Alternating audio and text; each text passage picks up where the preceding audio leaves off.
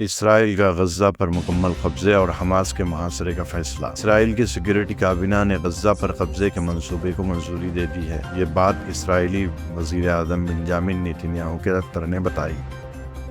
Nitin Yahoo کے دفتر کے مطابق سیکیورٹی کابینہ نے وزیر اعظم کی تجویز منظور کر لی ہے اور واضح کیا ہے کہ اسرائیلی فوج غزہ شہر پر قبضے کی تیاری کرے گی۔ منصوبے میں غزہ کی پٹی پر مرحلہ وار دوبارہ قبضہ شامل ہے۔ غزہ شہر کے رہائشیوں کو جنوب کی جانب منتقل کیا جائے گا۔ اسرائیلی میڈیا کا کہنا ہے کہ پورے غزہ پر کنٹرول کے لیے 6 فوجی ڈویژن تعینات کیے جانے کا امکان ہے۔ اسرائیلی اہلکار کے حوالے سے بتایا کہ وہاں حماس جنگجوؤں کا محاصرہ کیا جائے گا۔ یہ فیصلہ آج جمعہ کی علیہ صبح کیا گیا، جو غزہ پر 22 ماہ سے جاری حملے میں ایک سنگین اضافہ ہے۔ غزہ میں فوجی کارروائی کے پھیلاؤ سے بے شمار فلسطینیوں اور تقریباً 20 اسرائیلی قیدیوں کی جانوں کو خطرہ لاحق ہوگا اور اسرائیل کی عالمی سطح پر شدید تنہائی بڑھے۔ اس وقت اسرائیل پہلے ہی تباہ شدہ غزہ کے تقریباً 3/4 حصے پر قابض ہے۔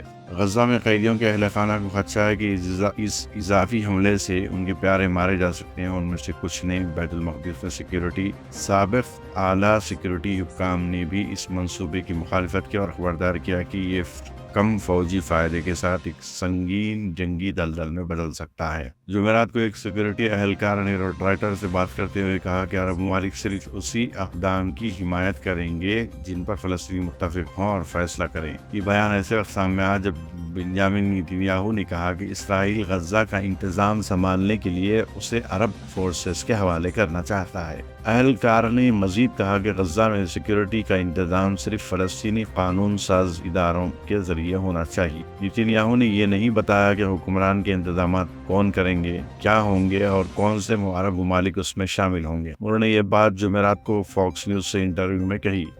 اردنی اہلکار نے کہا کہ عرب ممالک نیتن یاہو کی پالیسی پر متفق نہیں ہوں گے اور اس کی خراب کردہ صورتحال کو درست نہیں کریں گے۔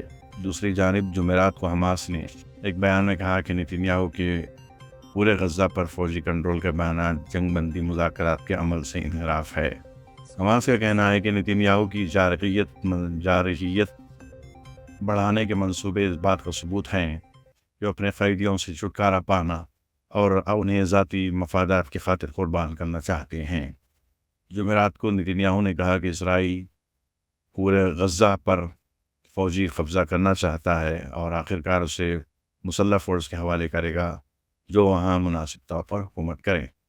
انہوں نے زور دے کر کہا کہ اسرائیل غزہ کا انتظام نہیں کرنا چاہتا بلکہ اسے عرب فورسز کے حوالے کرنا چاہتا ہے، اور کہا کہ ہم اس کا انتظام نہیں کرنا چاہتے، ہم اسے عرب فورسز کو دینا چاہتے ہیں جو اسے صحیح طریقے سے چلائیں، ہمارے لیے خطرہ نہ بنے اور غزہ کے رہائشیوں کو بہتر زندگی فراہم کریں۔ ان کا کہنا ہے کہ یہ منصوبہ حماس کی موجودگی میں ممکن نہیں تھا۔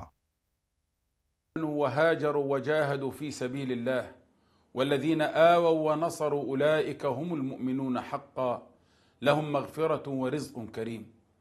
الحمد لله رب العالمين ناصر المؤمنين المجاهدين ومذل الكافرين ولو بعد حين، ثم الصلاة والسلام على سيدنا ونبينا محمد وعلى آله وصحبه. أما بعد، شعبنا وأهلنا في غزة الصابرين الطاهرين، تقف الكلمات أمامكم صامتة، تفقد معانيها عاجزة عن التعبير تجاهكم، فقد عانيتم الأهوال وتحملتم في هذا الطريق